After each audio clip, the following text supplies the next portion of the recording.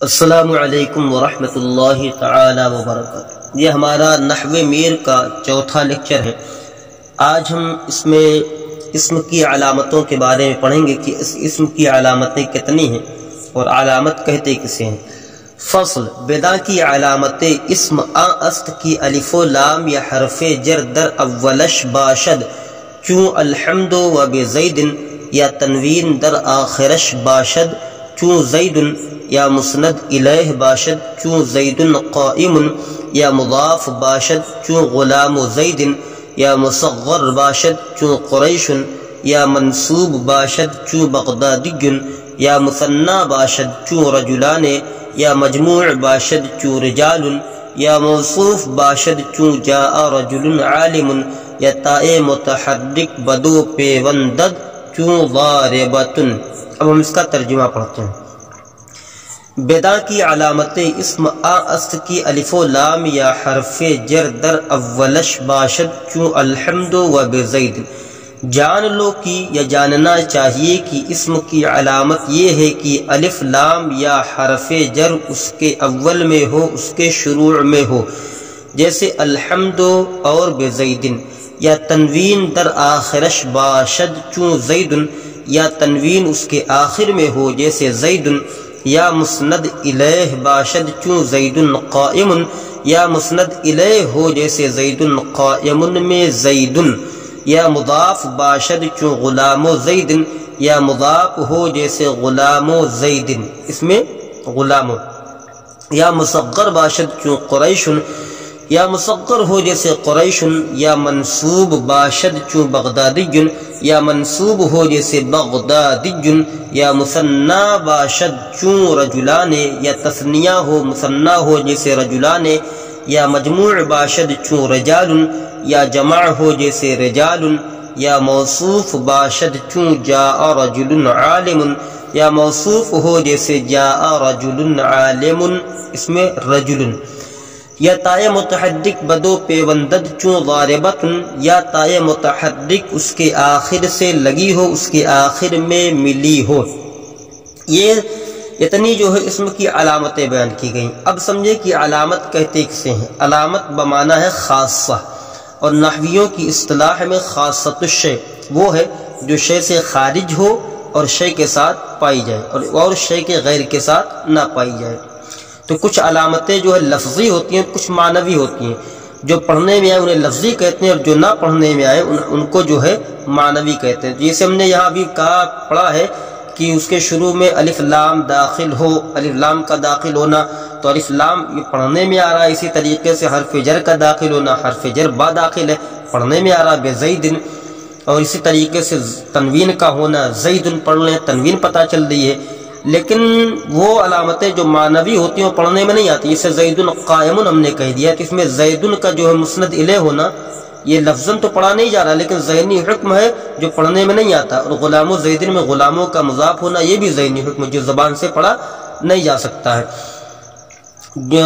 جو زبان سے پڑھا نہیں جا سکتا ہے۔ پھر اس میں یہ چیز دیکھنی ہے کہ آگے جو تمام باتیں ذکر کر رہے ہیں اس کے بعد کہ الف لام کا داخل ہونا، حرف جر کا داخل ہونا، اور آگے مکمل پوری کی پوری جو انہوں نے بحث کی ہے۔ اب اس میں سمجھنا ہے کہ الف لام کا جو داخل ہونا انہوں نے کہا ہے، تو کیا الف اور لام یہ پورا کا پورا حرف تعریف ہے؟ پورا کا پورا الف لام ہی حرف تعریف ہے؟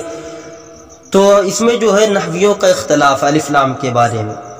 تو اس میں بعض لوگ یہ کہتے ہیں کہ صرف لام یا صرف حمزہ یا الف اور لام دونوں جو ہے یہ حرف تعریف ہے۔ تو اس میں نحات کے تین مذہب ہیں۔ پہلا مذہب امام سیبوئے کا ہے، وہ کہتے ہیں تعریف کا حرف جو ہے فقط لام ہے، یعنی لام ہی حرف تعریف ہے، اور حمزہ کو شروع میں لائے ہیں ابتدا بالسکون کے محال ہونے کی وجہ سے، ابتدا بالسکون کو محال ہونے کی وجہ سے لے کر آئے گئے۔ اور دوسرا مذہب جو امام مبرد کا ہے، وہ کہتے ہیں کہ تعریف کا حرف صرف حمزہ ہے، اور لام کو حمزہ استفہام اور حمزہ تعریف کے درمیان فرق کرنے کے لیے لائے ہیں، یعنی حمزہ کے ساتھ اگر لام ہوگا تو وہ حرف تعریف کا ہوگا، ورنہ تو وہ استفہام کا ہوگا۔ اور تیسرا مذہب خلیل بن احمد نحوی کا ہے، وہ کہتے ہیں کہ حرف تعریف الف اور لام کے مجموعے کا نام ہے۔ جس طریقے سے حل ایک حرف ہے، حرف استفہام ہے، اسی طریقے سے الف اور لام یہ حرف تعریف ہے۔ اور جو ہے تنوین کا داخل ہونا، تو یہ انہوں نے تنوین کا داخل ہونا کہا ہے۔ تنوین کا لغوی معنی ہوتا ہے نون والا ہونا، اور نحویوں کی اصطلاح میں تنوین دو زبر دو زیر دو پیش کو کہتے ہیں، اور بعض نحویوں نے یوں تعریف کی ہے التنوین نون ساکنۃ تتبع حرکت آخر الکلمۃ لا لتاکید الفعل۔ تنوین وہ نون ساکن ہے جو کلمہ کے آخری حرکت کے تابع ہوتی ہے، فعل کی تاکید کے لیے نہیں لائی جاتی۔ اس تعریف سے چار باتیں معلوم ہو جاتے ہیں کہ وہ نمبر ایک کہ ساکن ہوگا، نون جو نون ہوگا وہ ساکن نون ہوگی۔ نمبر دو کلمہ کے آخر میں ہوگی۔ نمبر تین آخری حرکت کے تابع ہوگی۔ نمبر چار فعل کی تاکید کے لیے نہیں لائی جائے گی۔ تو اسے جب آپ پڑھیں گے تو نحو میر کے آخر میں آپ کو بتائے گا کہ تنوین کی جو ہے 5 اقسام ہیں، بتائیں گے کہ تنوین تمکن ہے، تنوین تنکیر ہے، تنوین تقابل ہے، تنوین عوض ہے، تنوین ترنم ہے۔ تو اس کی بحث میں پوری کی پوری مکمل آئے گی۔ تثنیہ وغیرہ کا ہونا یہ بھی اسم کی علامت قرار دی، اور جمع کا ہونا یہ بھی اسم کی علامت قرار دی ہے۔ تو سوال یہاں یہ پیدا ہوتا ہے کہ تثنیہ اور جمع ہونا یہ اسم کی علامت کیسے ہے؟ تثنیہ اور جمع ہونا یہ اسم کی علامت کیسے ہے، جبکہ یہ تو فعل میں بھی پائے جاتے ہیں؟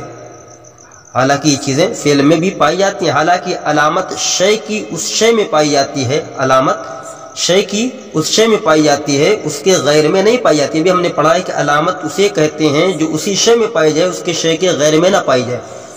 تو اگر اسم کی علامت ہے جمع کا ہونا تو فعل بھی تو جمع ہوتا ہے۔ تو یہاں جسے کہا گیا ضربا ضربو، یہ ضربا تثنیہ لایا گیا، ضربو جمع لایا گیا، تو یہ تو فعل کی بھی علامت ہوگی۔ تو اصل بات یہ ہے نا کہ فعل ہمیشہ مفرد ہی ہوتا ہے، جو تثنیہ اور جمع یہ کہ فعل تثنیہ اور جمع نہیں ہوتا، یہ ہمیشہ مفرد ہی ہوتا ہے۔ ظاہر میں جو تثنیہ اور جمع نظر آتا ہے یہ در حقیقت میں فعل کا فاعل ہوتا ہے، اور فاعل اسم ہوتا ہے۔ لہذا ضربا میں جو الف ہے، ضربا اس میں جو الف ہے یہ علامت تثنیہ ہے۔ اسی طریقے سے ضربو جو واو کے ساتھ پڑھا جاتا ہے، اس میں واو جو علامت جمع ہے یہ فاعل ہے، یہ سب کے سب فاعل ہے۔ تو اس میں جو ہے تثنیہ معلوم ہوا اس میں کہ تثنیہ جمع ہونا یہ اسم کی علامت ہے، اور اسی کے ساتھ خاص غیر میں نہیں پائے جاتے ہیں۔ فعل تو صرف ضرب ہے، اور اسی ضرب میں ضمیروں کو جوڑتے ہوئے چلے گئے ہیں۔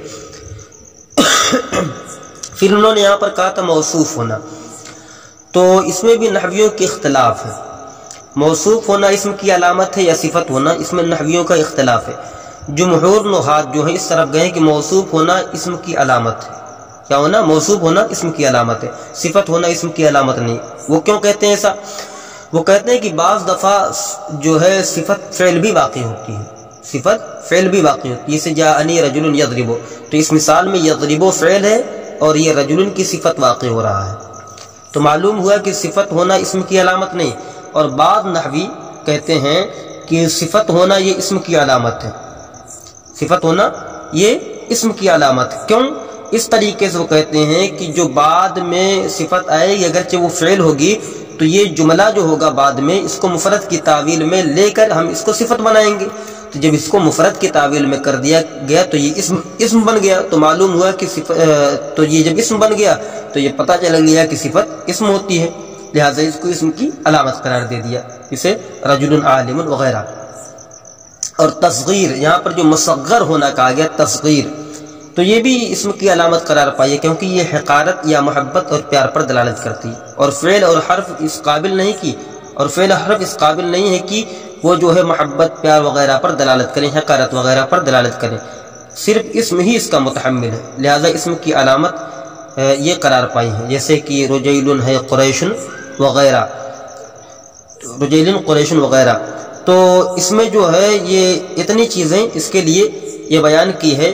پھر آگے اسی قریش وغیرہ کی اور تھوڑا ہم تفصیل پڑھتے ہیں کہ جو ہے قریش وغیرہ کو کیوں جو ہے اس میں منسوب قریش کو جو ہے کیوں ایسا قرار دے دیا گیا، کہ یہ کیا چیز ہے، اس کو تصغیر کیوں بنا، اور تصغیر کیسے بنائی جاتی ہے، اور تصغیر کس نے کتنے معنوں پر دلالت کرتی ہے، اس کے کیسے کیسے معنی کیے جاتے ہیں۔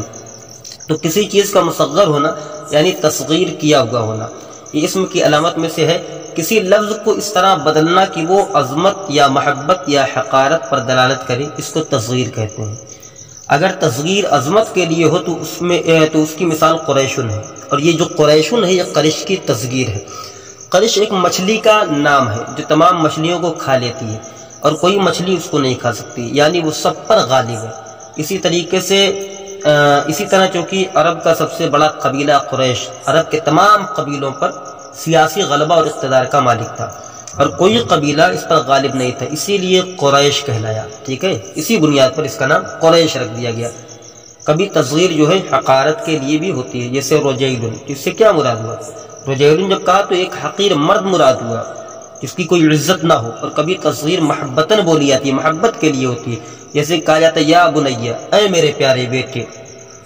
تصغیر کو بنانے کا طریقہ یہ ہے کہ جس اسم کی تصغیر بنانی ہو اس کے پہلے حرف کو ضمہ دے دیا جائے اور دوسرے کو فتحہ دے کر تیسری جگہ علامت تصغیر یا لائی جائے۔ جیسے رجلن کی ہمیں تصغیر بنانی ہے تو اب رجلن کی راہ پر ہمیں ضمہ دینا ہوگا، پھر جو جیم ہے اس پر فتحہ دینا ہوگا، پھر اس جیم اور لام کے درمیان یا تصغیر لانا ہوگا، تو رجلن سے بن جائے گا رجیل، اور عبدن سے بن جائے گا عبید، عبدن سے بن جائے گا عبید، اور رجلن سے بن جائے گا رجیل۔